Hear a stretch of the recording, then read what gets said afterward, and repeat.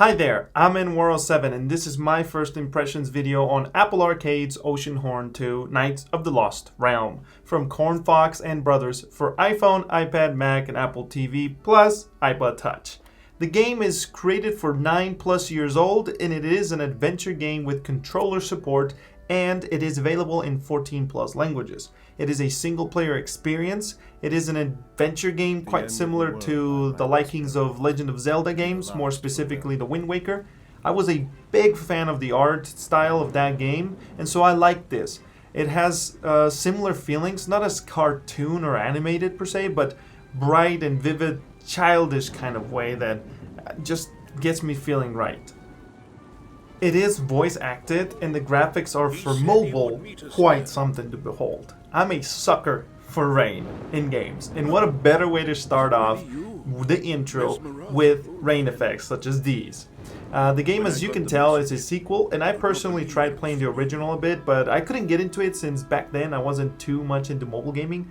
But this one's so far looks good. I struggled a little bit with the controls at first, and it is annoying that you can't customize them, like where the placement of buttons and stuff on the screen, especially on iPad for gameplay wise. But what is there and how it's set up works is just I like to have that freedom myself. It took me quite some time also to get a grip on it, especially for the combat. But if you're impatient with touch controls, it does support controllers. I personally love to play the games and try my best to get into these games with touch controls, because to me, if I have a controller in my hands, I might as well be playing something bigger on my computer or consoles and not on a mobile device, on a mobile game. Since I like to see the experience that the developers develop with touch controlled focused, as you know, since it is a touch device, I want to see what their vision was and how it feels. It's kind of a different experience to me, but let me know what you think about that on the subject in the comment section below. And don't forget to hit the subscribe button with the bell activated if you want to be notified of more videos like these, and let me know in the social media networks under iMac what games you would like me to show you or make a review on.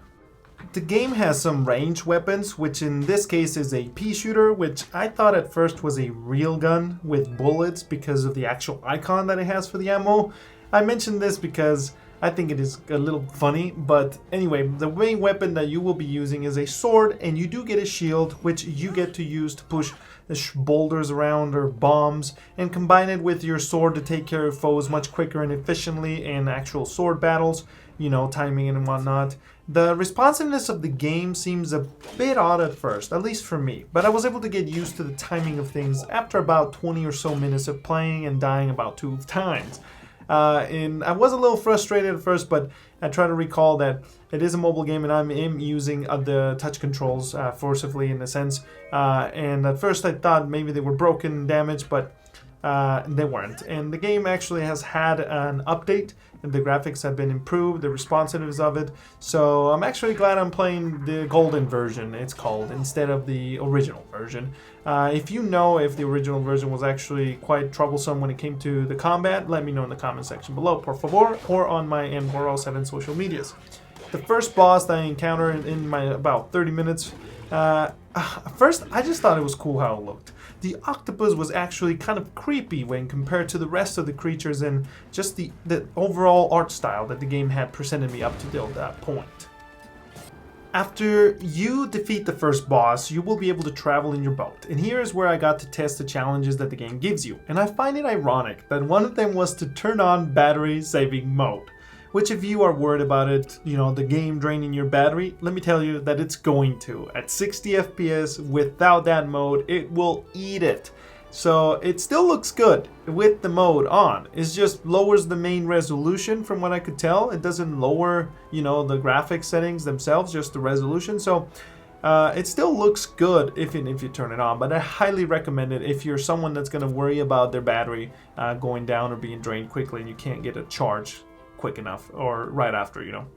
To wrap things up, on my iMac Pro base model that I have, I was a bit disappointed with the game's resolution. It doesn't have any settings to change besides the UI scaling I was hoping to be able to bump the resolution because the one it chose by default is a bit too low. Like, I'm pretty sure my iMac Pro can handle this at least at 1440p, because it felt like I was playing sort of a hybrid of 1080-720.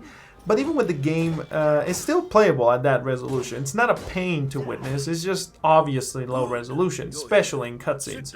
The controls feel good though, with the mouse and keyboard, but with the Magic Mouse you cannot ADS and shoot at the same time, so you will need to use the keyboard to do that.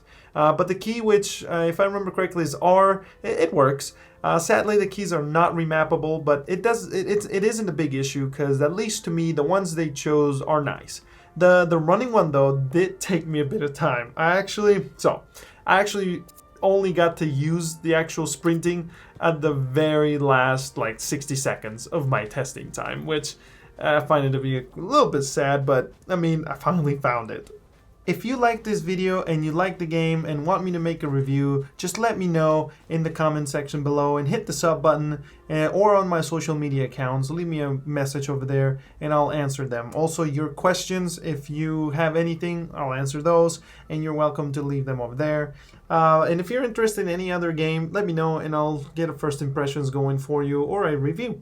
But anyway, till next time, I'm N7, or you can just call me End, and I will see you all later. Peace out.